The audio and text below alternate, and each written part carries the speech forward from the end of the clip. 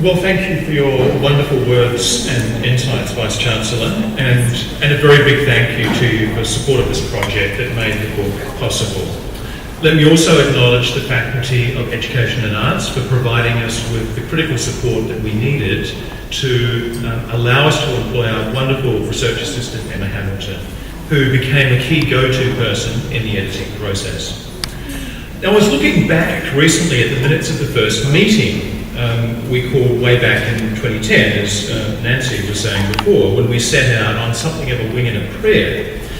There were 23 people in attendance. Little did we suspect the challenges that lay ahead of us at that time. One person at that meeting who was unable to see the final outcome was Emeritus Professor Alan Ward. Alan sadly passed away late last year, but it was very characteristic of him to show interest in and support a project such as this.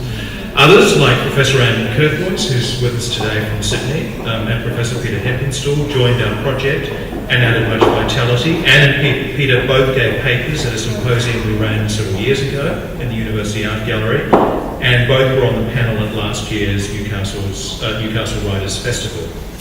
The photo in Peter's chapter on page 81, The Bishop and the Bolshies, is one of my personal favourites.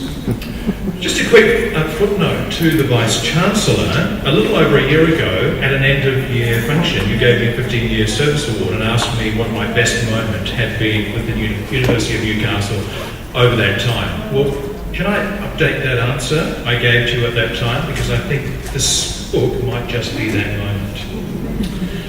My co-editor, Nancy, has played a critical role in producing a quality book and steering it to completion.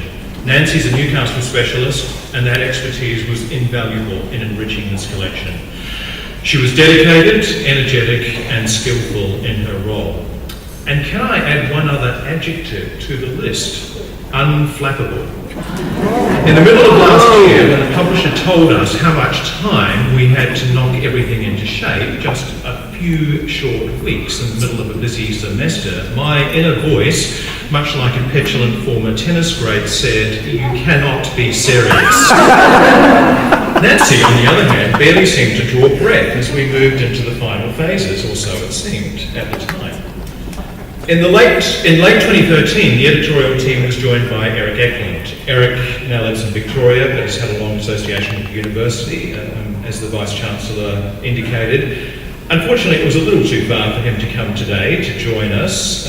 As the Vice-Chancellor mentioned, he's taken up the Keith Cameron Chair in Australian History at University College Dublin.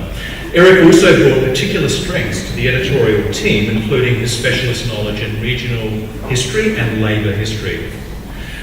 I want to thank all of the contributors to the book, and there are many of you.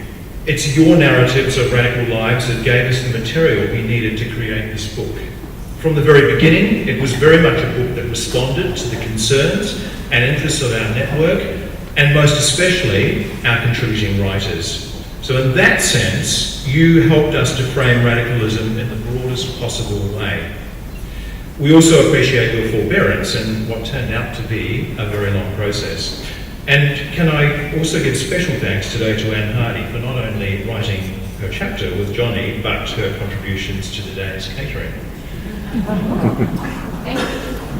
Sometimes historians are challenged by narratives that are so familiar to us that we really need to stand back to get some critical distance that's vital to thinking about them in fresh and meaningful ways. Those of us who teach and write about Anzac and the First World War will know exactly the kind of challenge I'm talking about. Other times, the challenge lies in bringing to the surface previously suppressed narratives, and that's exactly the purpose of Radical Newcastle, and the idea is embedded in the original subtitle of the book, Unearthing the Radical Past and Present of Newcastle and the Hunter Region. And I think John Maynard's address today was absolutely perfect in illustrating that idea of a suppressed narrative that needed to come to the surface. The ideas and aspirations of many of our radicals demonstrate a much richer, more diverse and colourful side to Newcastle and the Hunter than many of the old stereotypes presuppose. I think these stories also help to demonstrate the significant role Newcastle has played not only in New South Wales, but in Australian history more generally.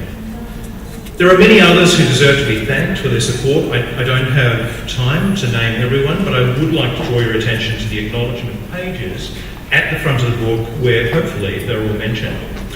I do though want to make a special mention of two people in cultural collections in the University's Moody Library who were indefatigable advocates of the project and who breathed lifeblood into it from its inception. They are Johnny Caravio and Greg Heathcote.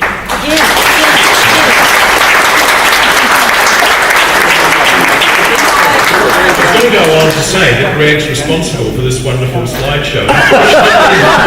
Technology has not been on our side today.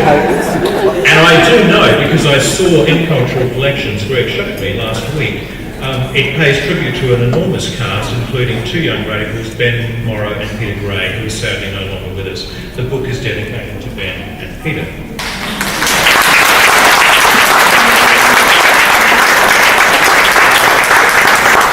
And Johnny, among many other things, as he wears many hats, created and maintains our Radical Newcastle blog spot, radicalnewcastle.wordpress.com. Johnny said to me recently that cultural collections sow many seeds. Some of them don't fertilise, but others take hold and flourish.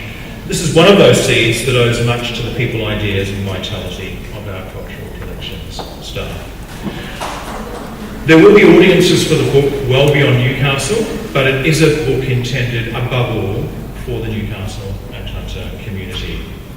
As I think Nancy mentioned before, there are different lives to this book. I think it can have several lives, and ideally like one of those lives to be as the centrepiece of an exhibition featuring photographic material and ephemera that tells the story of Radical Newcastle lives. Our contributing writers can supply the raw material. One of them, Angela Phil, has the curatorial experience, and with some support from a co-curator, an exhibition space in the city, and a little help from the university, I'm confident this can happen. So finally, thank you to everyone present today for coming and supporting this event, and we really hope that you enjoy it.